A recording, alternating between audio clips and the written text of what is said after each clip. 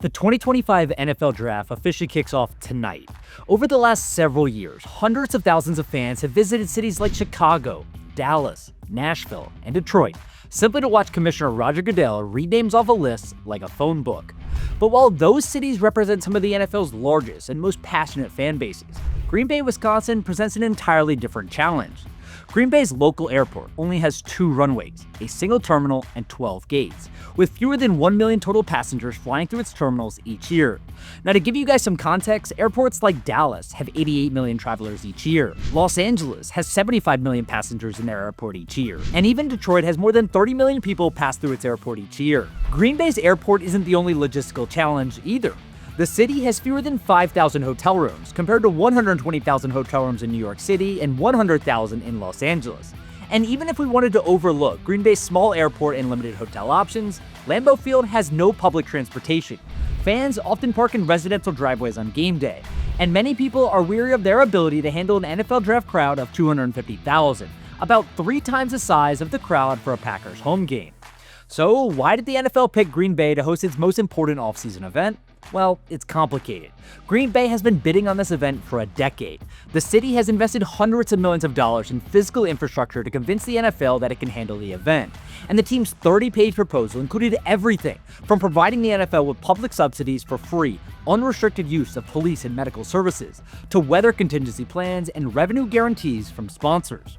When the NFL reserved its date at Radio City Music Hall for the 2015 NFL Draft, Commissioner Roger Goodell was presented with a problem. Despite hosting the league's annual draft in New York City every year for the past 50 years, Radio City Music Hall had given away the NFL's scheduled date to the Rockettes, a 36-member precision dance group known for their synchronized, high-kicking holiday performances. Radio City Music Hall didn't think that this was a huge deal, just a simple scheduling mistake. They told the NFL that they could either hold the event a little early on the calendar or a little later. But then the NFL surprised everyone with a third option. Rather than succumbing to Radio City Music Hall's schedule, Goodell told the NFL's 32 owners that he wanted to take the league's most popular offseason event on the road. Some owners were initially skeptical of Goodell's plan. New York City is the country's largest media market. Why would the NFL skip town over a simple scheduling conflict? They could just shift the event schedule a few days while keeping its New York City roots intact. It sounds crazy, but that decision to move the NFL draft was made a decade ago, and it turned out to be one of Roger Goodell's best moves as commissioner. The draft now attracts over 250,000 fans each year, from all 50 states and a bunch of other countries too. The rotating model enables the NFL to expand its local fan bases by engaging with fans on a more personal level. And the league now leverages the event's economic impact to encourage teams to build new stadiums. The reality is that the NFL has a stringent set of requirements for cities that wish to host the Super Bowl. This includes everything from a domed or climate-controlled stadium to a minimum of 30,000 hotel rooms, major international airports, tax exemptions for tickets and NFL revenue, as well as free police, fire, and EMS support. The NFL also requires hosts to provide them with free use of billboards, bowling alleys, and even golf courses. And every stadium must fully cooperate with the Department of Homeland Security, the FBI, and local law enforcement to provide Level 1 SEER protection, the same protection level that President Trump required at this year's Super Bowl. I tell you all of this because these requirements actually prevent the majority of NFL teams from ever hosting a Super Bowl. For example, Kansas City is too cold in February, while Buffalo lacks sufficient hotel rooms, plus is also too cold too. This is why the same cities, Miami, New Orleans, Los Angeles, Tampa, and Phoenix, keep getting the big game. However, this is also why the NFL's rotating draft strategy is so brilliant. Not only does it elevate the event while increasing fan allegiance to the Shield, but the annual NFL Draft has become a valuable economic bargaining chip for the league office.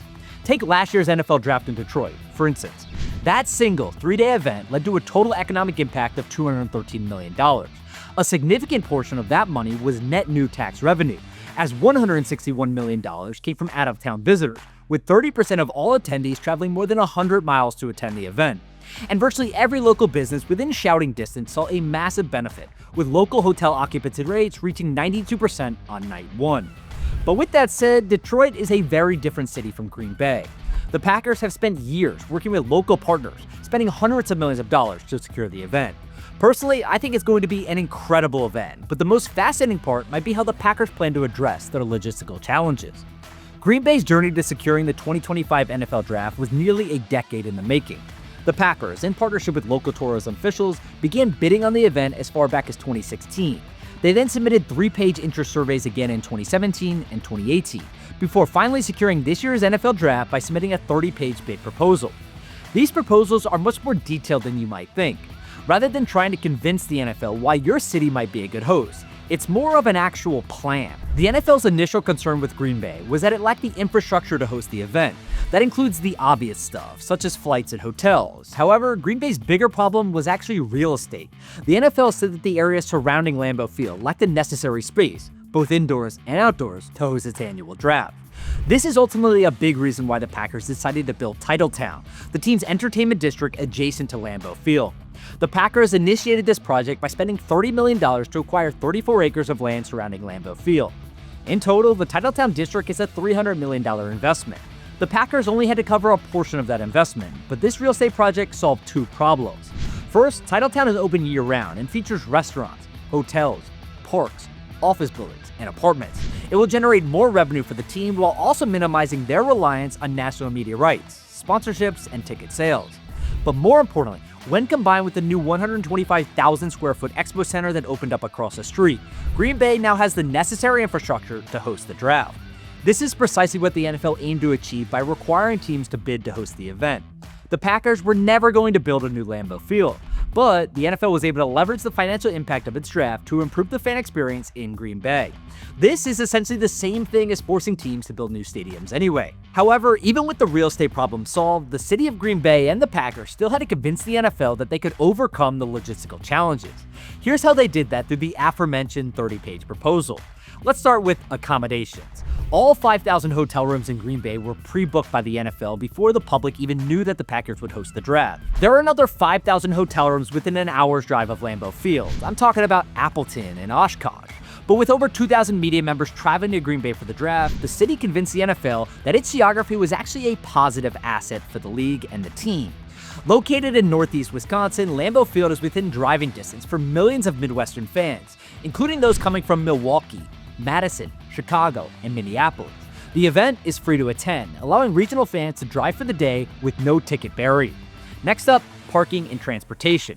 To manage traffic, Green Bay officials have implemented park and ride systems and rideshare drop zones on the outskirts of Lambeau area. Locals are also accustomed to fans parking on neighborhood lawns during Packers games, and the city has reconfigured or closed roads to create a pedestrian-friendly zone that encourages walking and ridesharing. A number of the local schools are also going to be closing to help with parking and also traffic around the city. Next up, security and crowd management.